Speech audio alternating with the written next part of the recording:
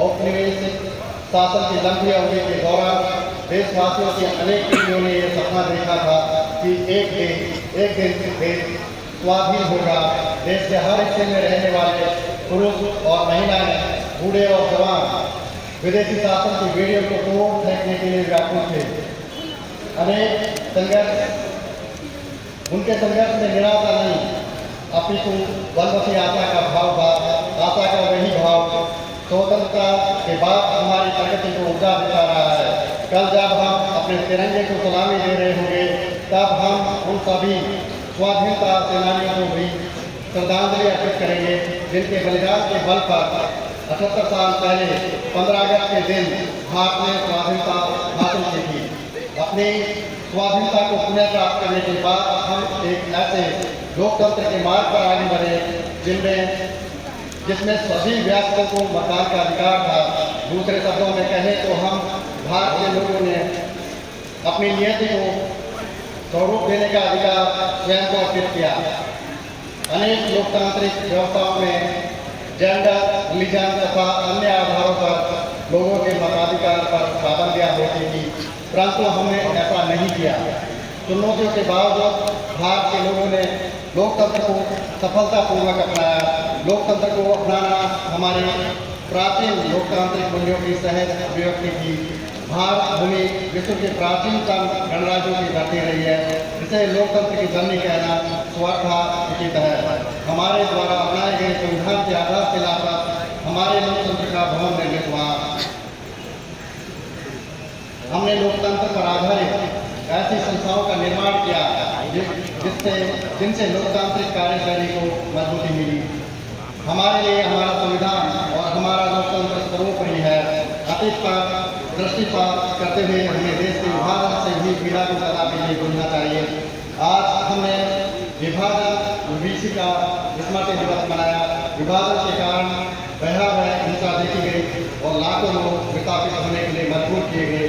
आज हम इतिहास की गलतियों के शिकार हुए लोगों को श्रद्धांजलि अर्पित करते हैं। प्यारे देशवासियों, हमारे संविधान में ऐसे 4 मूल्यों का उल्लेख है जो हमारे लोकतंत्र को सुदृढ़ बनाए रखने वाले 4 स्तंभ हैं।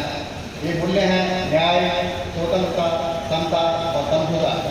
ये हमारी सभ्यता के ऐसे सिद्धांत हैं जिन्हें हमने स्वाधीनता संग्राम के दौरान उन्हें जीवंत बनाया। मेरा मानना है कि इन सभी मूल्यों के मूल में व्यक्ति की गरिमा की अवधारणा विद्यमान है। प्रत्येक व्यक्ति समान है और सभी को यह अधिकार है कि उनके साथ गरिमापूर्ण व्यवहार हो। स्वास्थ्य सेवाओं और शिक्षा सुविधाओं तक सभी की समान पहुँच होनी चाहिए। सभी को समान अवसर मिलने चाहिए।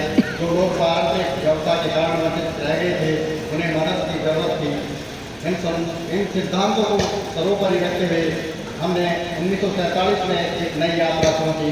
विदेशी हुकूमत की लंबी अवधि के बाद स्वाधीनता के समय भारत घोर गरीबी से जूझ रहा था, लेकिन तब से अब तक के 78 वर्षों में हमने सभी क्षेत्रों में असाधारण प्रगति की है। भारत ने आत्मनिर्भर राष्ट्र बनने की मार्ग पर काफी दूरी तय कर ली है और प्रबल आत्मविश्वास के साथ आगे बढ़ता जा रहा है। आर्थिक क्षेत्र में हमारी उपलब्धियां साफ साफ देखी जा सकती हैं। पिछले वित्त वर्ष में 6.5% की सकल घरेलू उत्पाद वृद्धि दर के साथ भारत दुनिया की प्रमुख अर्थव्यवस्थाओं में सबसे तेजी से बढ़ने वाला देश है। हम वैश्विक अर्थव्यवस्था में व्यापक समस्याओं के बावजूद घरेलू मांग में तेजी से वृद्धि हो रही है। मुद्रा स्थिति पर नियंत्रण बना हुआ है। निर्यात बढ़ रहा है। सभी प्रमुख संकेतक अर्थव्यवस्था की मजबूत स्थिति के कारण स्थिति को दर्शा रहे हैं। ये हमारे श्रमिक और किसान भाई बहनों की कड़ी मेहनत और समर्पण के साथ साथ सुविचारित सुधारों और कुशल आर्थिक प्रबंधन का भी परिणाम है।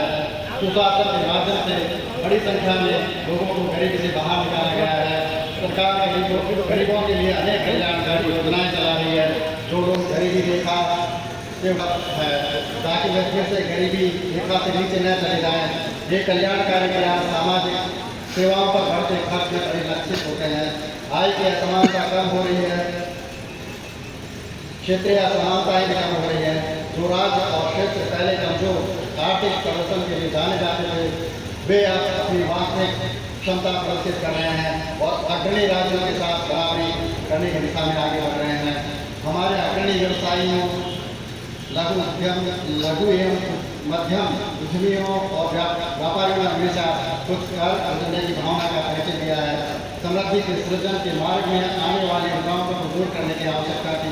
पिछले एक दशक के दौरान बुनियादी ढांचे में हुए विकास में ये स्पष्ट रूप से दिखाई देता है। हमने भारत आमना योजना के तहत राष्ट्रीय राजमार्ग नेटवर्क का विस्तार और सुदृढ़ीकरण किया है। रेलवे ने भी नवाचार को प्रोत्साहन दिया है तथा नवीनतम टेक्नोलॉजी से युक्त नई तरह की रेलगाड़ियों और ट्रकों का उपयोग किया जाने लगा है। कश्मीर घाटी में रेल संपर्क का शुभारंभ करना एक प्रमुख उपलब्धि है। देश भारत के साथ घाटी का रेल उस क्षेत्र में व्यापार और पर्यटन को बढ़ावा दिया और नई आर्थिक संभावनाओं के द्वार खुलेगा।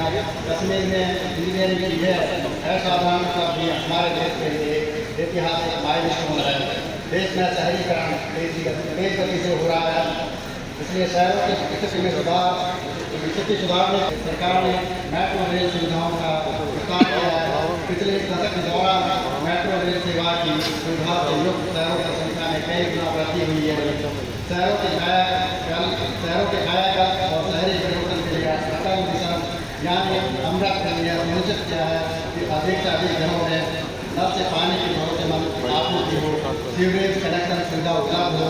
सरकार ये मानती है कि जीवन की बुनियादी सुविधाओं पर नागरिकों का हक बनता है। जल जीवन मिशन के तहत ग्रामीण घरों में नल से जल पहुँचाने में प्रगति हो रही है। अपने तरह की विश्व की सबसे बड़ी स्वास्थ्य सेवा योजना आयुष्मान भारत के अंतर्गत विभिन्न कदम उठाए गए हैं। उन प्रयासों के परिणाम स्वरूप स्वास्थ्य सेवा के क्षेत्र में हम क्रांतिकारी बदलाव देख रहे हैं।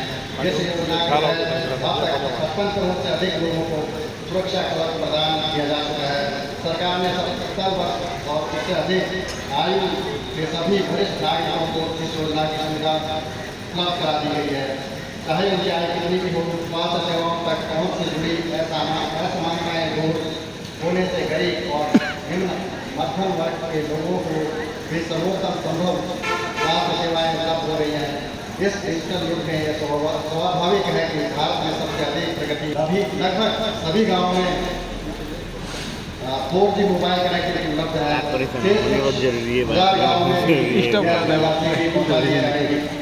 इससे डिजिटल भुगतान बड़े पैमाने पर हो पाया है। डिजिटल भुगतान के क्षेत्र में भारत कम समय में ही विश्व का अग्रणी देश बन गया है। इससे डायरेक्ट बेनिफिट ट्रांसफर को भी बढ़ावा मिला है तथा लक्षित लाभार्थियों तक कल्याणकारी भुगतान बिना किसी रुकावट और लीकेज के पहुँचना सुनिश्चित हो रहा है। दुनिया में होने वाले कुल डिजिटल लेन देन में से आधे से अधिक लेन देन भारत में होते हैं।